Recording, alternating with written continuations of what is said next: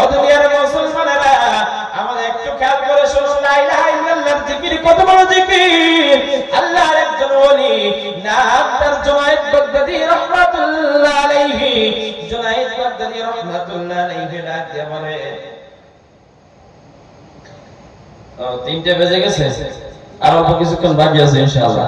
সম্মানিত ভাইরা আমার, এবার জুনায়েদ বাগদাদীর সঙ্গে একটা ইহুদির গভীর সম্পর্ক ছিল। গভীর সম্পর্ক থাকার পরে ওই ইহুদি প্রতিদিন ওই জুনায়েদ বাগদাদীর কাছে এসে অনেক সময় অতিবাহিত করত, গল্পগুজব করত, বিভিন্ন আলোচনা সমালোচনা করত। আমার ভাইরা, হঠাৎ করে একদিন ইহুদি জুনায়েদ বাগদাদীর কাছে এসে আবার চলে যেতে যাচ্ছে। জুনায়েদ ডাক দিয়ে বলে, ও ইহুদি, তোমার সাথে আমার যে সম্পর্ক, প্রতিদিন তুমি আমার এখানে আসো, অনেক সময় ব্যয় করো, অনেক সময় তুমি আর আমি গল্প গুজব করি, আজকে তুমি এসেই আবার চলে যেতে চাচ্ছ, ব্যাপারটা কি বুঝলাম না। এবার ইহুদি ডাক দিয়ে বলে, ও আল্লাহর ওলি জুনায়েদ রে, আমি কেন চলে যেতে যাচ্ছি তুমি জানো না? আজকে আমার ইহুদিদের একটা সমাবেশ রয়েছে, যে সমাবেশ প্রতি বছর একটা করে হয়। আজকে সেই সমাবেশে সকল ইহুদিরা একত্রিত হয়ে সেখানে উপস্থিত হবে। আমি ইহুদিও সেখানে উপস্থিত হওয়ার জন্য তোমার কাছে সময় ক্ষেপণ করতে চাচ্ছি না, আমি চলে যেতে চাচ্ছি। জুনায়েদ ডাক দিয়ে বলে, ইহুদি, তোমাদের সমাবেশে তুমি যাচ্ছ, তোমার সাথে তো আমার মহব্বত কম না, চলো চলো আমিও তোমাদের সমাবেশে যেতে চাই। ইহুদি ডাক দিয়ে বলে, না না না, ও জুনায়েদ বাগদাদী, না, ওখানে যাওয়া যাবে না, কারণ ওটা শুধুমাত্র ইহুদিদের জন্য খাস, ওখানে মুসলমানদের কোনো এলাও নেই, মুসলমানদের ওখানে ঢুকতে দেবে না। বলতেছে, ও ইহুদি, ওখানে মুসলমানদের ঢুকতে না দিক, কিন্তু আমি তোমাদের মতো ইহুদি সেজে সেখানে যেতে চাই। ইহুদির সাথে মহব্বত থাকার কারণে ইহুদি ডাক দিয়ে বলে, ঠিক আছে চলো চলো। এবার জুনায়েদ বাগদাদী সেখানে গিয়ে উপস্থিত হলেন। জুনায়েদ গিয়ে দেখলেন সুন্দর একটা প্যান্ডেল তৈরি করা আছে, এমন একটা মানে স্টেজ তৈরি করা আছে, আসন বসানো আছে। এবার জুনায়েদ ইহুদির কাছে শুনতেছে, ওই ইহুদি, ওই স্টেজের উপরে কি হবে, ওই আসন পাতা আছে, ওখানে বলবে কে? বলছে আমাদের ধর্মগুরু ওখানেই বসে, প্রতি বছর একটা করে ওখান থেকে উপদেশ দেয়, আমরা সেটা শ্রবণ করে আমরা মেনে নেই, আজকেও সেখানে আমাদের ধর্মগুরু বসবে। এই কথা বলার পরে জুনায়েদ বাগদাদী পিছনে সুন্দর করে বসে গেছে। এবার কিছুক্ষণ পরে লক্ষ্য করে দেখে একজন ধর্মগুরুকে এনে স্টেজের উপরে আসনের উপরে বসায় দেওয়া হয়েছে। সম্মানিত ভাইরা আমার, জুনায়েদ বাগদাদী লক্ষ্য করে দেখে ওই ইহুদি ধর্মগুরু এই আসনের উপরে বসে আছে, কোনো কথা বলে না, কোনো কথা বলে না। ইহুদিরা সকলেই বলে, কি বাবা ধর্মগুরু, প্রতি বছর আপনি ওখান থেকে একটা করে উপদেশ দেন, আমরা সেই উপদেশ গভীরভাবে শ্রবণ করে আমরা একটা বছর সেটা পালন করি, আমরা মেনে নেই। আজকে আপনি কেন ওখানে বসে আছেন চুপ করে, কেন কোনো উপদেশ দিচ্ছেন না? ও ধর্মগুরু, কি হয়েছে কি হয়েছে, বলুন বলুন বলুন। ধর্মগুরু ডাক দিয়ে বলে, ও ইহুদিরা, তোমরা কি জানো না? আমি যা জানি তোমরা তা জানো না, আমি যা দেখি তোমরা তা দেখো না।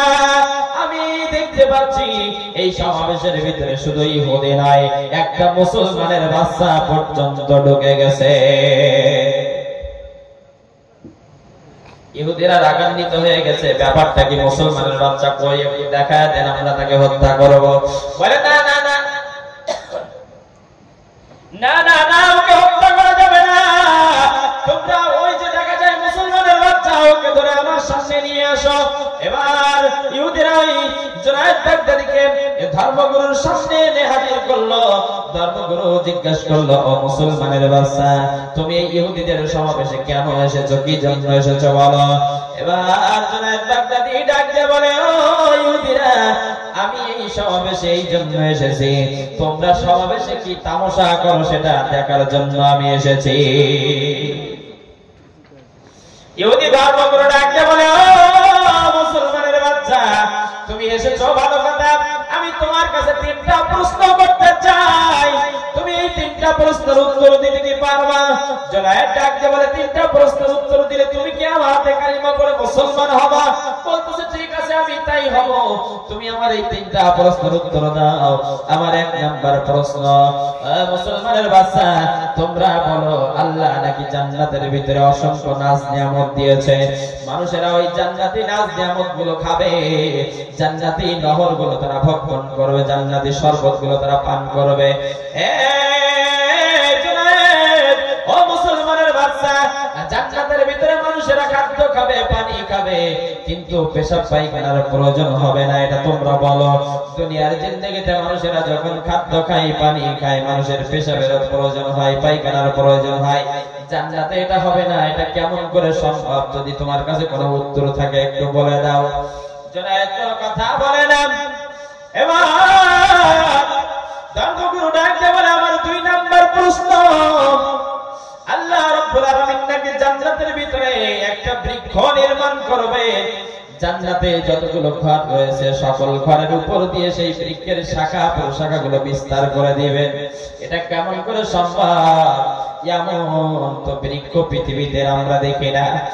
একটা বৃক্ষ আমরা হয়তো লক্ষ্য করে দেখেছি, কোন কোন বৃক্ষ 5 বিঘা 10 বিঘা পর্যন্ত জায়গা নিয়ে আছে, কিন্তু এত বড় বৃক্ষ তো নাই যে একটা দেশের সকল মানুষের ঘরের উপর দিয়ে তার শাখা প্রশাখা বিস্তার করবে। আর ওটা তো জান্নাত, পৃথিবীর চাইতে জান্নাতের এক একটা ঘর অনেক বড়।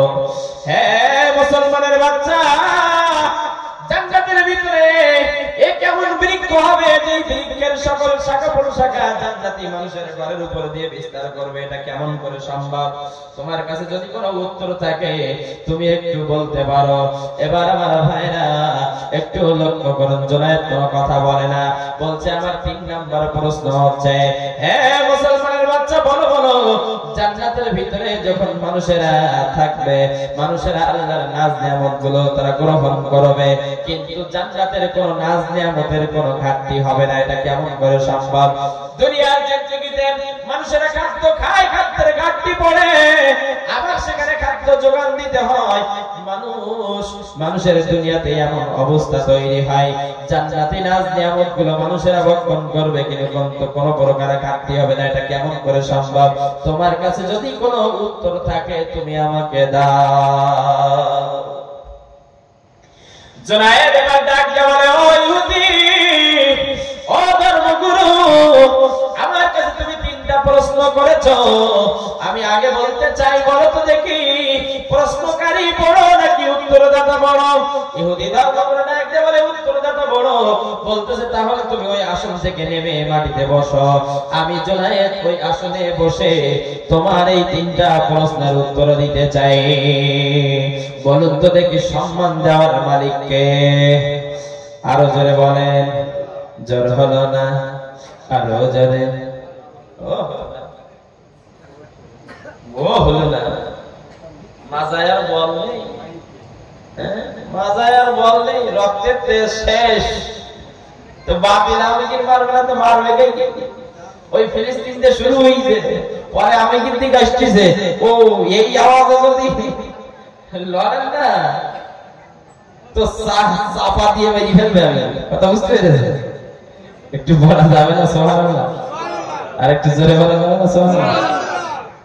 কোন জায়গায় সুবহানাল্লাহ, কোন জায়গায় আলহামদুলিল্লাহ বলতে, এটা তো আমরা এখন জানতে পারলাম না। এক মুরব্বী বাবা বাজারে যাচ্ছে গরু কেনার জন্য। হ্যাঁ শুনুন, কষ্ট পাচ্ছে? এক মুরব্বী বাবা বাজারে যাচ্ছে গরু কেনার জন্য। এখন ইমাম সাহেবের সাথে পথে দেখা।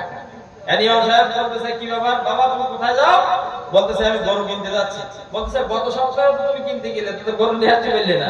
তো বলতেছে গত সপ্তাহে বাড়ির থেকে আজকে গরু নিয়ে আসবো, তুমি দেখে রেখো। বলতেছে একটু ইনশাল্লাহ বলো, ইনশাল্লাহ বলো। বলতেছে আমি পকেটে নিয়ে যাচ্ছি টাকা, যাচ্ছি কিনতে গরু, আনবো বাড়ি, এতে আবার ইনশাল্লাহ কে? বলতেছে না, মুসলমান যখন কোনো কথা বলবে, ভবিষ্যতে কোনো কাজ করবে, কোনো কথা বলবে, এটা যদি হয় তাহলে ইনশাল্লাহ বলতে হয়। কারণ বলতেছে তোমার ইনশাল্লাহ গিরি থৌ, ও থৌ তোমার ইনশাল্লাহ গিরি। আমি টাকা নিয়ে যাচ্ছি বাজার থেকে গরু কিনবো, আমি এতে ইনশাল্লাহ কে? এখন হুজুর আর কোনো কথা না বলে মুরব্বি বাবা চলে গেছে গরু কিনতে। এবার গিয়ে বাজারে গিয়ে সুন্দর করে একটা গরু যখন পছন্দ হয়ে গেছে, পকেটে হাত দিয়ে দেখে মাগার সব আছে, পকেটে টাকা নেই, কিটা জন্য তুলে নিয়ে চলে গেছে। এখন ওই ব্যাপারী, যখন ব্যাপারী বলে তো নাকি, যারা গরু বিক্রি করে তাদেরকে কি বলে? ব্যাপারী বলে তো নাকি? যাই আমার ভাইরা, এখন ব্যাপারী বলতেছে কি বাবা তোমার গরু পছন্দ হয়েছে নাও, বলতেছে তুমি আর বলো না ইনশাআল্লাহ, বলতেছে মানে, বলতেছে টাকা নিয়ে এসেছিলাম ইনশাআল্লাহ, কিন্তু পকেট থেকে টাকা কেটে নিয়ে চলে গেছে ইনশাআল্লাহ। বলতে তাহলে উপায়, বলতেছে এখন আমার বাড়ি যেতে হবে ইনশাআল্লাহ, কারণ আস্তে আস্তে আবার সেই ইমাম সাহেবের সাথে দেখা। ইমাম সাহেব এর কি মারতেছে, বলতেছে কি বাবা বাবা তোমার সে গরু কই, বলতেছে হুজুর আর বলি না ইনশাআল্লাহ। বলতেছে কেন, বলতে আমি গেলাম ইনশাআল্লাহ, গরু পছন্দ হইল ইনশাআল্লাহ, আমি টাকা যখন দিতে গেছিলাম ইনশাআল্লাহ, পকেটে দেখি টাকা আমার হারিয়ে গেছে ইনশাআল্লাহ। এখন হুজুর বলতেছে এখন আর ইনশাআল্লাহ বলে লাভটা কি, ও যখন বলার দরকার ছিল তখন তো বলেন, কথা কান ঠিক কিনা? তো যখন বলার দরকার তখনই তো আমাদের বলতে হবে, ও পরে গিয়ে হারিয়ে গেলি তখন তো বলি আমাদের লাভ আছে, যেরকম আছে। একটু নারে তাকবীর, আরো জোরে জোর হলো আল্লাহ। না আমি বলে আপনাদের কোনটা সারাতে পারলাম না, ও সারিতে বলবো, ও শীতে জাম হয়ে গেছে না, আল্লাহ কবুল করুন। এমন কমিটির ভাইরা যারা আছেন না সবাইকে চা জানতে দেখি, আমি বসে থাকি ওরা সব চা খায়। সম্মানিত ভাইরা আমার, জনাব বাগদাদী রাহমাতুল্লাহ আলাইহি তিনি আস্তে করে স্টেজের উপরে এসে বলে, ও ইহুদি ধর্মগুরু আমার কাছে তোমরা তিনটা প্রশ্ন করেছো, আমি এবার তোমাদের তিনটা প্রশ্নের উত্তর দিতে চাই। বলে হ্যাঁ হ্যাঁ তোমার ওই তিনটা প্রশ্নের উত্তর শোনার জন্য আমরা রেডি হয়ে আছি, আমরা অপেক্ষা করছি, বলো বলো বলো। এবার মুসলমানের বাচ্চা জুনায়েদ বাগদাদী রাহমাতুল্লাহ আলাইহি ডাক দেয়া বলে, ও ইহুদি ধর্মগুরু তুমি প্রশ্ন করেছো জান্নাতের ভিতরে মানুষেরা খাদ্য খাবে, পানি খাবে, কিন্তু পেশাব পায়খানার প্রয়োজন হবে না, এটা কেমন করে সম্ভব? ও ধর্মগুরু তুমি যদি জ্ঞানী হয়ে থাকো তাহলে তোমার কাছে আমার প্রশ্ন বলো তো দেখি, মায়ের পেটের ভিতরে যখন সন্তান থাকে, মায়ের পেটের ভিতরে সন্তান অবশ্যই খেয়ে দিয়ে বেঁচে থাকে, কথা কোন ঠিক কিনা? মায়ের রক্তগুলো খেয়ে বেঁচে থাকে। ও ধর্মগুরু বলো তো দেখি, মায়ের রক্ত যখন সন্তানকে বেঁচে থাকে, ওই সন্তান মায়ের পেটের ভিতরে কি পেশাব পায়খানার প্রয়োজন মনে করে? ইহুদিদের মুখে, ইহুদিদের জবানে আর কোনো কথা নাই। এবার মুসলমানের বাচ্চা ডাক দিয়া বলে, জুনায়েদ বাগদাদী ডাক দিয়া বলে, আমার আল্লাহ রাব্বুল আলামিন একটা সন্তানকে যখন মায়ের পেটের ভিতরে যদি খাদ্য খাওয়াইয়া পেশাব পায়খানা ছাড়া বাঁচিয়ে রাখতে পারে, ওই ক্ষমতা যদি আমার আল্লাহ রাব্বুল আলামিনের থেকে থাকে, আমার আল্লাহ রাব্বুল আলামিন জান্নাতের ভিতরে মানুষদেরকে নাজ নেয়ামত খাবে, পেশাব পায়খানার প্রয়োজন হবে না, এই ক্ষমতা আমার আল্লাহর আছে না নাই? ইহুদিরা কোনো কথা বলে না।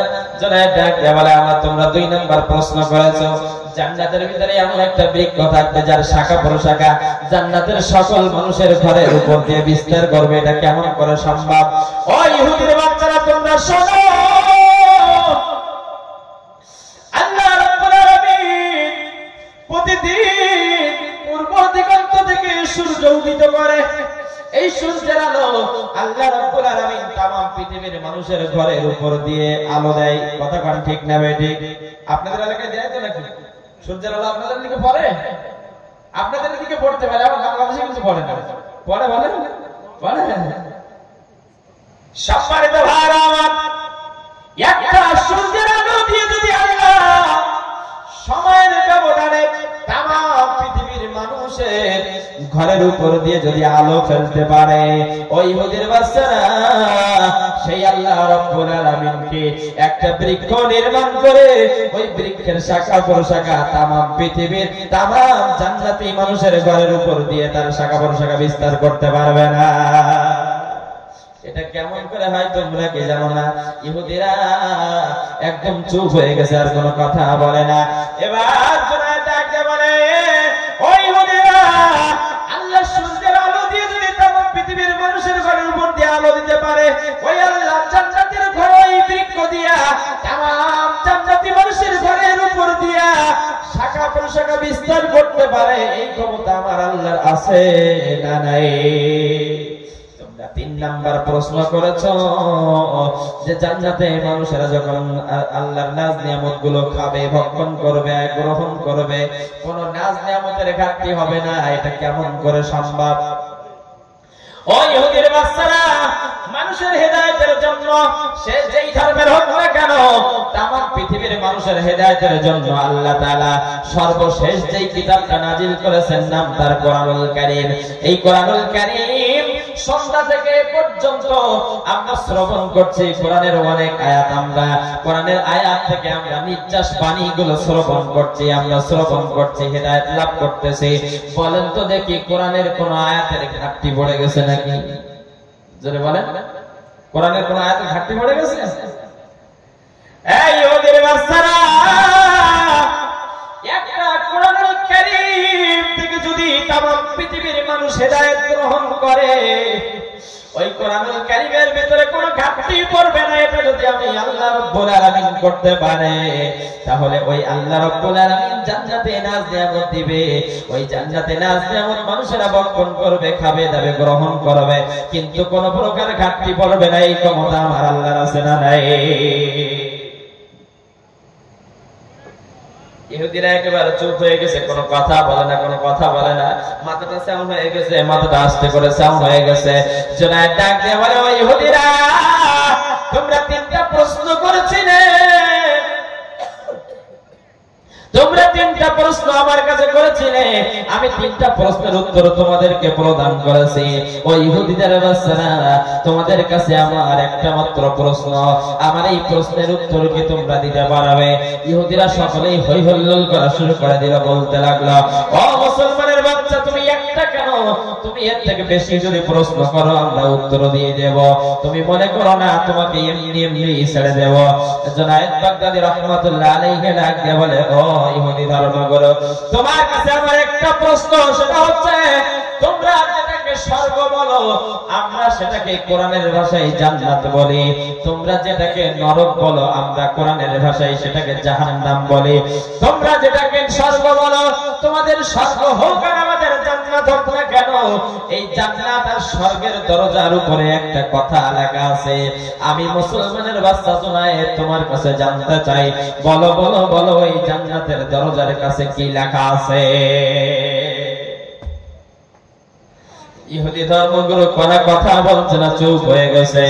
কোন কথা যখন বলে না, সকল ইহুদিরা এক বাক্যে বলে, কি ব্যাপার ও ধর্মগুরু, মুসলমানের বাচ্চার কাছে তিনটা প্রশ্ন করেছিলে, তিনটা প্রশ্নের উত্তর দিয়েছে, আর আপনার কাছে মুসলমানের বাচ্চা একটা প্রশ্ন করেছে, আপনি কেন উত্তর দেন না, চুপ করে আছেন কেন?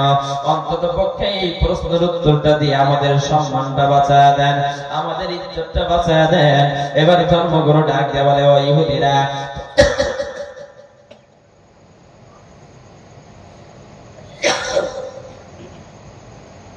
ও ইহুদিরা, তোমরা জানো না আমি কেন মুসলমানের ওই প্রশ্নের উত্তর দিচ্ছি না?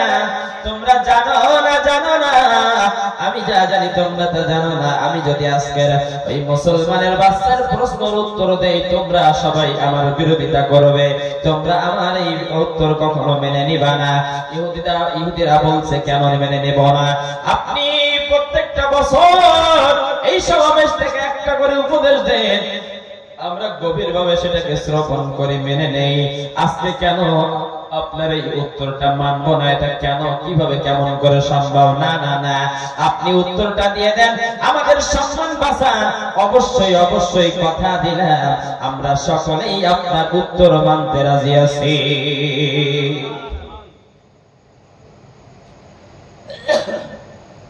সম্মানিত ভাইরা আমার, মুসলমানের বাচ্চা এবার প্রশ্নের উত্তর দিচ্ছে ধর্মগুরু। ধর্মগুরু ডাকতে বলে, মুসলমানের বাচ্চা, তুমি আমার হাতের মাঝখানে হাড়ি ভেঙে ফেলেছ, তুমি আমার ভুল ভরিয়ে দিয়েছ। ও মুসলমানের বাচ্চা, আমরা যেটাকে স্বর্গ বলি তোমরা সেটাকে জান্নাত বলো। ওই জান্নাতের দরজায় একটা কথা লেখা আছে, তুমি জানতে চেয়েছো সেটা কি? আমি এখনই বলতে চাই, বলার সুযোগ এসেছে।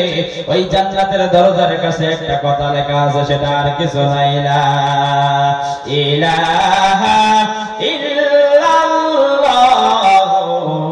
মুহাম্মাদুর রাসূলুল্লাহ। জিকির করে, লা ইলাহা